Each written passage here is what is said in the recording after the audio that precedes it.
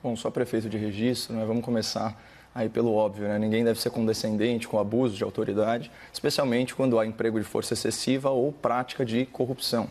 Qualquer ilícito cometido por agentes do Estado deveria ser apurado e punido, né, com rigor e celeridade exemplares. Eu acho que isso é ponto pacífico aqui no debate. Mas a pergunta desse programa ela é muito capciosa, né, que é o seguinte: a polícia é muito violenta? Bom, é muita desonestidade intelectual responder essa pergunta fora do contexto da realidade brasileira, porque aqui a violência é generalizada. E os perigos a que são expostas as forças policiais extrapolam todos os limites razoáveis. Em outras palavras, ser policial no Brasil é praticamente ser um super-humano.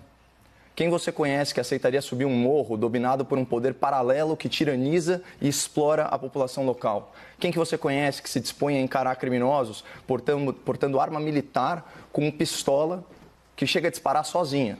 Quem você conhece que aceita deixar a família, deixar os filhos assustados em casa por 3 salários mínimos ao mês? Né? Em comparação com uma pessoa comum, como eu, como você, espectador, o policial brasileiro é submetido a um nível de estresse, de ansiedade, de tensão que são inimagináveis. Porque esse é um país que se diz em paz, mas que vive em guerra, refém do crime organizado, das facções terroristas. E isso foi potencializado aí por 3 fatores, né? Então, em primeiro lugar, desarmamento civil, mudanças na lei penal e depois sucateamento da polícia. Resumindo, nas últimas décadas, os governos da esquerda desarmaram a população civil e deixaram o cidadão de bem à mercê dos bandidos sem direito à legítima defesa. Paralelamente, com o intuito de blindar grandes corruptos, as elites engravatadas na advocacia e na magistratura criaram brechas processuais e reinterpretaram a legislação para abrandar a punição de criminosos e livrá-los da cadeia. Além disso, políticos, né, que andam de carro blindado e contam com escolta particular, optaram por desprestigiar a força policial, moral e financeiramente. O que vocês acham que aconteceu? Segundo o mapa da violência, 51 mil homicídios em 2003, foi o primeiro ano do governo Lula. Em 2016, o último ano do governo Dilma, esse número superou 7 mortes por hora. Saltou para 61.600 mortes. São 10.500 assassinatos a mais por ano, segundo o Fórum Brasileiro de Segurança Pública. Isso é o Brasil com a esquerda no poder. Governos tolerantes com o crime, né?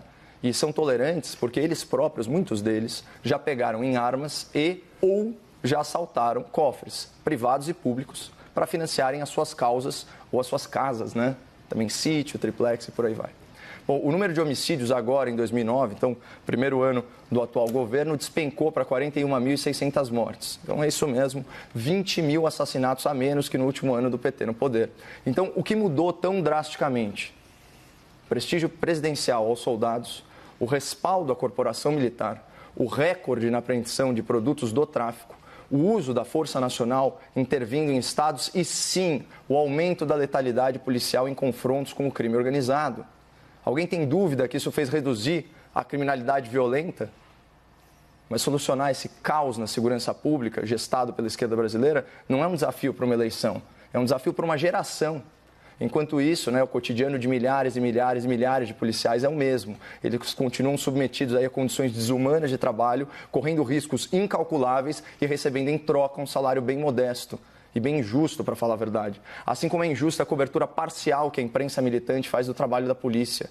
A mídia enviesada trata a exceção pela regra, né? Como eu posso generalizar que a polícia é violenta se apenas uma ínfima minoria se comporta assim? Se eu vier aqui falar que o Congresso de ontem era comprado ou que o STF de hoje é um tribunal autoritário, na hora eu vou ser acusado de generalização, né? Só que reparem que o percentual de políticos corruptos no Congresso ou de ministros arbitrários no STF é muito, mas muito maior que o percentual de policiais que cometeram algum tipo de violência com a população de bem.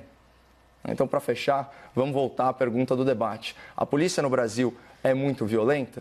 Bom, entre civis e militares, o Brasil tem mais de 500 mil de policiais. Eu me recuso a rotular uma classe de heróis com base em indivíduos corrompidos. Se a ideia for essa, seria interessante a gente debater no futuro outras categorias profissionais, com base aí também em questionamentos generalizantes. Por exemplo, os políticos no Brasil são muito bandidos? O STF é muito autoritário? Ou quem sabe, o jornalismo brasileiro é muito enviesado? Fica aí como sugestão.